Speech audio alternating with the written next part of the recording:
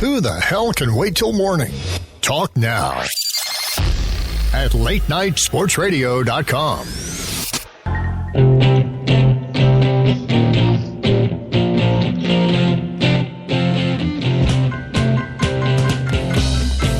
It's the fantasygreek.com's Week 9 starts and sits part 2. Coming back to take care of business here after the Chicago Cubs took care of business, and they are now your 2016 World Series champions. First time in 108 years and a couple minutes, thanks to rain delay and extra innings and whatnot. But Jim Sarantias from the fantasygreek.com and myself are here to finish what we started. Welcome back, Jim. Are you okay? Are you in too much of a celebratory mood to focus? Well, we'll have to compare the recordings, but I can honestly say I am in a celebratory mood. After we got off the last show and ran downstairs, my neighbor's like, I'm coming over, couple outs, and I'm bringing some stuff with me. And here we are. We had a good time in our little break. And, hey, go Cubs. I mean, what an amazing, amazing thing that we witnessed tonight after 108 years, sort of pushing the yoke off your shoulders, even though I thought it was really off last year, winning the pennant, now winning the World Series. The GOAT is officially dead. It's amazing. And, hey, tip my hat off to the Cleveland Indians, who had a tremendously great baseball team. I mean, we went to the 7th game, extra innings. Wow. That's game sevens in general are the best things in life, in my opinion, and the fact that these two teams battled each other so tight. I mean, even the Indians putting a run up in the bottom of the 10th, just not giving up. Yeah, I always say a good baseball team, or a good baseball team, not a good bit, any team, a good team in general. You can make mistakes and still win. That means you're a good team. And I thought both teams made some mistakes during the course of the game, whether it be on a talent level or a management level or whatever, both sides. And it just ended up the way that it did. And like I said, I tip my hat off to the Cleveland Indians, and they were a great baseball team. All right, so let's get on without further ado. We were left where we left off on the rundown was the Carolina Panthers traveling to the L.A. Rams. Cam Newton, Carolina quarterback, had a powwow with the commissioner apparently about how he feels he's not getting the benefit of some calls as far as being roughed a little bit, hit a little harder than he would like. And if you watch some of the replays, he's got a point on some of those. So. I think, in my opinion, this will make a difference. Is it going to decide a game? Absolutely not. But you might see him get a call that maybe is borderline, tip his way. The question in this game is how these teams match up. And the problem with Carolina has been their pass defense. They're still only allowing 80 yards per game on the ground. But their pass defense has been a little bit suspect, and they've been giving up, on average, 28 points defensively. You won't have that problem with the Rams. Rams don't have that kind of offense. And Carolina still runs the ball fairly well. I'm going to pick the Panthers on the road. And Keith, I know we've been tit for tat on this, but I'm going to take the Panthers as well, and really for two reasons. The first one being that I think Cam Newton, he's got something to prove this week. And the second reason is their defense, despite giving up 3 passing touchdowns last week, was dominant. I mean, they looked like the old Carolina Panthers from last year and the year before, and I love that matchup against an LA Rams team. And the only thing that makes me say, boy, this could be an upset in the making is the fact that the Rams are coming out of their bye week, so they've had some time to prepare for this game. In terms of a fantasy perspective, I do like Cam Newton, but I like him more of as a low-end QB1 this week in deeper leagues. I'd probably keep him active in a 10 or 12 team league, no questions asked. Greg Olsen obviously is a must start. You're going to keep Jonathan Stewart going as your RB2. Kelvin Benjamin is an RB2 as a wide receiver too. And the Carolina Panthers, I think this week you can start against a Casey Keenum who is turnover prone. The guy's going to give up the turnovers, so that's why why you have to like the Panthers this week, is there's opportunity. Todd Gurley, you keep starting him. I know he has not been the boon that many people wanted him to be. but you are looking forward to some big games from him. And this week should at least be a good game. And he's worth the start in fantasy football. The one player that I really like for the Rams is going to be Kenny Britt against a Carolina defense that gave up 3 passing touchdowns, I think it was last week. Kenny Britt somewhere in that 60 to 80-yard range, maybe goes better than that in a TD. 2 weeks ago, I think, or 3 weeks ago, he did 139 yards and 2 TDs. Is that possible this week? Sure. But keep your expectations tempered. View him as a wide receiver 3 flex play easily. And then Tavon Austin to me is a deep sleeper this week just because of how generous the Panthers have been in the passing game. But the Panthers should win this game. The New Orleans Saints travel to the San Francisco 49ers.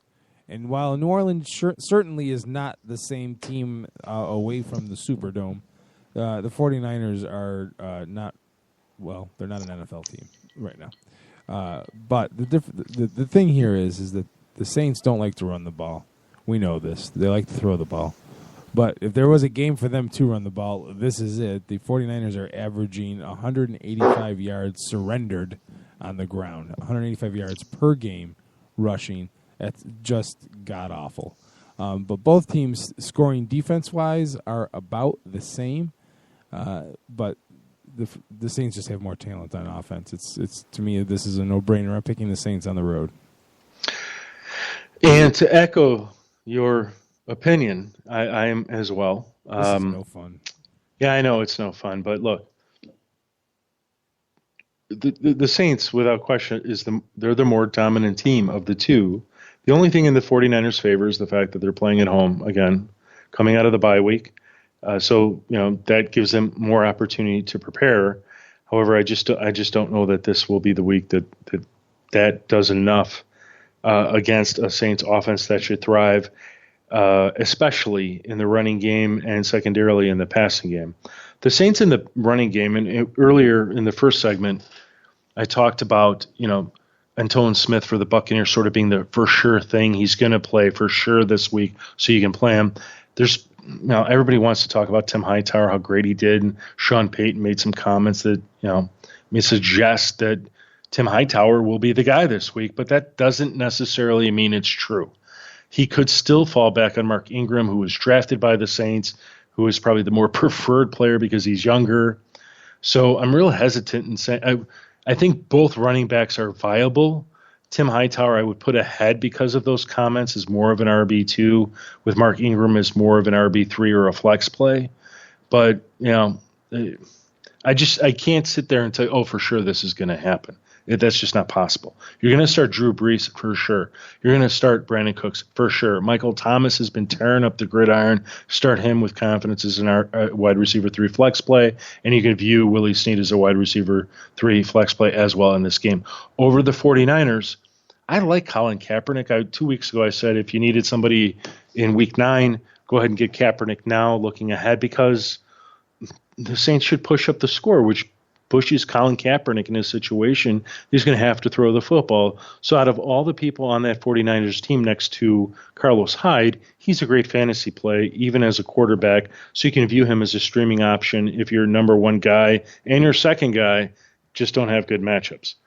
Carlos Hyde, definitely give him a start. The Saints are awful defending the position. Carlos Hyde could even go for 2 TDs. It's always possible, but I like his chances for 100 yards and 1 TD. In terms of the wide receivers, I suppose you could go with Torrey Smith and Jeremy Curley as a number 1 and a number 2 in terms of their pecking order. But in fantasy, it's a little bit harder to trust because you just don't know what's going to happen. At the end of the day, Saints win this one on the road. All right. The Indianapolis Colts travel to the Green Bay Packers, and the Packers making some news by cutting Nile Davis. They get their draft pick back from the Kansas City Chiefs. So with Eddie Lacy on injured reserve, the running back game in Green Bay is a little muddled, to say the least. But this is Aaron Rodgers' team, and all you got to know is that the Colts give up 287 a game through the air. They give up better than 4 touchdowns a game, and they're going to Green Bay. I'm going to take the Packers at home. Yeah, I would never. I would hate going against Green Bay at home. It's just it's not a good place for visiting teams to play. And Aaron Rodgers historically just plays really, really well. So from a fantasy perspective, Aaron Rodgers is a must start. Jordy Nelson, keep him going. I know people are disappointed they spent such a high draft pick on him, or he might have been a keeper from last year, but that's okay. Just keep him going. Randall Cobb is getting healthy for this week, so he's a start. One of the things about Niles Davis getting cut, it sort of sends indications of a couple things.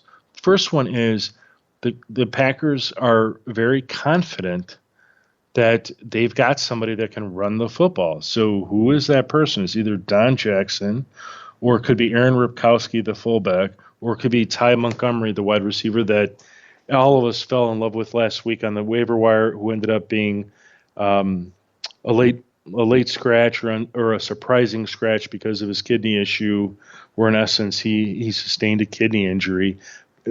But they let him go because they're confident in those three guys. I like Ty Montgomery. Unless he's declared inactive, he's the guy to start amongst those three that I've mentioned. And if he's inactive, I kind of like this Aaron Ripkowski guy. He got a bunch of touches. He didn't do anything significant. I mean, he would have needed a touchdown to be good in fantasy, but he'll probably be the more dominant guy if you're in a very deep league and you missed out on all the people that you needed to get to have a running back. Would I go out of my way to get him? No, I wouldn't. I mean, he would be a desperation pickup and play is the way I view him. And then when we turn over to the Colts, look, Frank Gore, I like Frank Gore. This is going to be a tough play against the Packers, who have basically shut down every single running back with the exception of Ezekiel Elliott. Frank Gore is not Ezekiel Elliott. Frank Gore is good, and he could do just fine. And I would only start it, but I would only start him if there was no other options. Otherwise, the Colts will pass the football left and right against a banged-up secondary, which means Andrew Luck, T.Y. Hilton, and Dante Moncrief. You can start them all this week with confidence. But at home, I'm taking the Packers. Go, Pack, go. Oh, that rhymes with Go, Cubs, go. Yeah, it's all the same kind of mentality over there in the Midwest. I'm a Bears fan. I shouldn't even rip like that. Anyway, Tennessee Titans at the San Diego Chargers. All right, so look, Phillip Rivers is pretty good, right? But this team is wildly inconsistent. Going to Denver, losing 27-19. Yes, I know they're a tough defense. Going to Denver is not easy, but this offense, you just cannot make hide nor hair out of this offense. On defense, the Chargers are averaging 26.5 points allowed per game. The Titans are slightly more stout at 22.9. On offensively, where the Titans have a great advantage is their ability to run the ball at 150 plus per game, converting almost half of their third downs. My gut wants me to go with Tennessee, but I'm not picking against the Chargers at home. I'll take San Diego. So here's where we're going to disagree. I'm going to take the Titans on the road in this one. I want to so bad. I can't. Well, here's why. I've sat back in all my leagues. Everybody has run out and just scooped up the Chargers defense because, they're so hot and blah, blah, blah. And I look back and I'm like, well, 2 out of the last 3 games were against the Broncos. And a rookie quarterback in the sense that it's his first year as a starter, Trevor Siemian. He's out of Northwestern. I mean, and nobody expected him to rock the NFL world or the fantasy world. And to see them hold him to a passing touchdown per game or whatever he's done against them. I mean, hey, but Marcus Mariota has thrown for multiple touchdowns for over the past month in every single game. And their running game is clicking. Their passing game is clicking. Every time the San Diego Chargers have played a team like that, they have struggled defensively. So I really like this matchup for the Titans. From a fantasy perspective, Phillip Rivers is one of my favorite quarterbacks right now this year, and he's a quarterback you should target in a trade if you really need that quarterback help and somebody else doesn't appreciate him or has, Aaron Rodgers. They have Aaron Rodgers and Phillip Rivers. Go get Phillip Rivers off their hands and offer him something good in return, either at running back or wide receiver, where the owner of Aaron Rodgers is really weak at. Melvin Gordon, you can keep him on the gridiron as an RB2, RB1, no questions asked. If Travis Benjamin misses this game, and I think he's going to, he's got this, I forget if it's an ankle or I think it's a knee issue. It sounds like he should be rested. Then, Terrell Williams and Dontrell Inman both get a boost. Both are worth wide receiver 3 plays because Phillips going to have to throw the football. So go ahead and pick them up and give them a go as wide receiver 3 flex plays. Same thing with Antonio Gates and Justin Hunter. They're sort of low-end TE1s, especially Antonio Gates. Like last week, I looked back his numbers. It was impressive that he scored the touchdown, but he only had roughly around 30, 40 yards receiving, so that's not very impressive. I'd rather have Justin Hunter in that situation. But anyway, the way the tight end landscape is going this year, those are decent enough for options for you if you need them. And then flipping over to the Titans, Marcus Mariota, he's a must-start. Love DeMarco Murray, but his toe is banged up. It's injured. It hurts. Something's wrong. Running backs need that. So Derrick Henry might actually have a pretty good role. So he's sort of a low-end RB2 flex play. Go ahead and give him a role if things work out the way it looks like it's going to work out. And then from a wide receiver position, I love Kendall Wright. They're actually making plays that go to Kendall Wright. And if teams are doing that for a player, you need to play them in fantasy football. So view him as a wide receiver flex play. And then Delaney Walker, you just keep starting him as a mid-range to low-end TE1 because he's good enough for that. Titans win. In an upset. Denver Broncos travel to the Oakland Raiders in an AFC West matchup. Something's got to give here, kids. The Raiders are averaging over 400 yards of offense a game, 285 through the air. The Broncos defense, comparatively, only 183.9 yards per game through the air. I know they are on the road. I know Derek Carr, and every time I've counted the Raiders out, they have made me look like a fool. But the last time they played even a somewhat competent defense was the Kansas City Chiefs, and they only managed to put up 10 points in that game. I'm going to take the Broncos on the road. Keith, can I do an if-then sort of scenario? No. Make your pick. All right. Well, I'll take them too on the road. And my if-then was going to be this, is the Broncos were significantly affected last week in terms of their defense when Aqib Talib was declared inactive. I think if Aqib Talib is declared inactive for a second week, he will not play. I think it's tougher for them to win. But I'm expecting him to play, and with that, I think you have to go with the Broncos. The Raiders on defense, they struggled defending the rush, so you can go ahead and you can start Devontae Booker with confidence. He's one of our stardoms at thefantasygreek.com. Go check it out. Demaryius Thomas, Emmanuel Sanders, they're both options in the passing game. While Trevor Siemian is in a favorable matchup, I don't know that he's the quarterback that I would run out to grab to stream, just because there's always that risk of him not having a good game, and that this ends up being the defense winning the game for him. So I would sort of avoid that situation. And for the Raiders, I have to tell you, Latavius Murray is sort of a mid-range to low-end RB2, but everybody else, from Derek Carr to Amari Cooper to Michael Crabtree, they're all players to consider sitting or just generally avoiding or downgrading in terms of your team. You just go back and look at the history, which isn't big. It's only the last couple of seasons, but all three have struggled against the Denver Broncos. To the tune where I'm not sure that Amari Cooper or Michael Crabtree have scored a TD against them. And if they have, it's never been more than one, and it's never been 100 yards passing. And Michael and Derek Carr hasn't had any big phenomenal games against them. So why would that change this year? It's hard from a fantasy football perspective to get behind them and say, oh, play these guys. They are matchup proof. I just can't say that this week. Taking the Broncos on the road. And for the record, Aqib Talib did not participate in practice today. Oh, we'll then, I'll tell the listeners out there, if he does not play, my perspective changes. I would view Derek Carr as a solid low-end QB1, meaning there's a few quarterbacks I might play ahead of them, but then I would view Amari Cooper more as a wide receiver 2 and Michael Crabtree as a solid wide receiver 3 flex play. So for you, comes down to a question of Talib or not Talib. It does. Sorry. That is the A question. little bit of a stretch there with the Shakespearean reference. All right, final game of I the love the pun. Love the pun. Hey, I do what I can. The Monday night game, the Buffalo Bills travel to the Seattle Seahawks. How did we end up with this game in prime time? I don't know. Look, guys, the Bills were a nice story. Back-to-back losses now at Miami, home against New England with a little Tammy touchdown there showing them what was up. They're going to Seattle, an impossible place to play. Seattle's defense, while it may not be the lights out it was the Legion of Boom 2 years ago, it's still pretty good. They're averaging 89.7 yards allowed per game on the ground.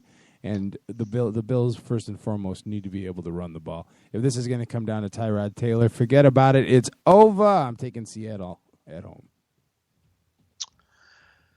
Yeah, I'm gonna take the Seahawks. Boy, you and I pretty much picked every game except one, so And I kind of agree with your pick. you kind of do. Okay. Well, I'll take the Seahawks at home too. Even though, I was looking at this game and it's fun, and I'm only looking at it from this perspective. A lot of fantasy football players dumped the Bills defense because last week they played the Patriots. And that's understandable. But here's the Seahawks offense that outside of the running game has really, really struggled. And the Bills aren't all that bad on defense. In fact, if you look at your rankings, they are likely in the top 10. So if you really need help, you go get the Bills defense and you start them this week. They may not be a top start, but they're likely in the top 10, okay? I'd like them to finish that way. So this is likely going to be a low-scoring game. It doesn't bode well for Russell Wilson. It doesn't bode well for Doug Baldwin. Jimmy Graham, everybody thought he would have a great game last week, and it didn't happen. So, they're all players you can start, but you're starting them, for example, Jimmy Graham is more of a lower-end TE1 or mid-range to lower-end. Doug Baldwin more as a wide receiver 3. Russell Wilson is a quarterback. They could be supplanted by your backup if they have a better matchup. And then you go run over to the Bills, and you go, okay, defense got that. Mike Gillislee, probably not so good. It's not a good matchup. If you look at our stardom and sit-ems, I think he's our recommended sit-em. If not, he's one of the people identified as an unfavorable matchup. I try to avoid him if I could. The wide receivers I don't like this week for the Bills. Tyrod Taylor, he's a streaming option, but he's highly risky. He could get you 2 TDs and he could get you just 1. This is a game that I think it's called a push in the parlance of people that play for money, or a game to just strictly avoid. It should be a defensive battle on Monday Night Football, and I think that's how we're going to close it out, Keith, except for one thing. Go, Cubs, go. Yeah, it's over now. Go, Cubs, go. What's that? Everybody's 0-0 again. Everybody's in first place again. It's after the champagne dries. Yeah, after the champagne drives. It was funny. I was on a podcast earlier today, and one of the major, and not that this isn't a major, what would you call it? A major broadcast? I don't know. Sure. Major. Yes. Anyway, so I'm on one of them earlier, and I was asked the question who would win the game today, and I said, I'm gonna have to punt on this one because I've got a lot of followers that love the Indians and a lot of followers that love the Cubs. But I'll tell you this, that it's either going to be a pitching battle or it's going to be a hitting battle. And I think we saw a little bit of both. And one of the things I said was the best team would win. And I really do think the best team did win tonight, and it was the Chicago Cubs. God bless them for shaking off the 108-year-old curse and putting that sort of to bed, and we can forget about it, even though Sox fans probably will still sort of throw it up, whatever. Hey, you've only been to the playoffs once in the last 10, 11 years, whatever. But God bless them. Congratulations, Chicago Cubs and the Chicago Cubs fans, which are worldwide, by the way. It's a great season, and now we can, as far as baseball goes, we can focus on the important thing, whether or not Yoenis Cespedes is going to opt out of his Mets contract. So, just kidding. Anyway, it all goes back to the Mets. Yeah, sleep well, Steve Bartman. It's over. Okay, it is. Okay. And with that, we are out of time. You can catch us here every Wednesday night, usually around 10 p.m. Eastern time. Now that the Cubs are done playing baseball, we'll be back on schedule regularly. for the rest of the season, helping you set your fantasy football lineup and help you bring that championship home. Throughout the week, go to thefantasygreek.com for up-to-date news, updates, and rankings. Hit the hashtag AskTFG for lineup questions that come up on Sunday morning. And good luck, and may the odds be forever in your favor.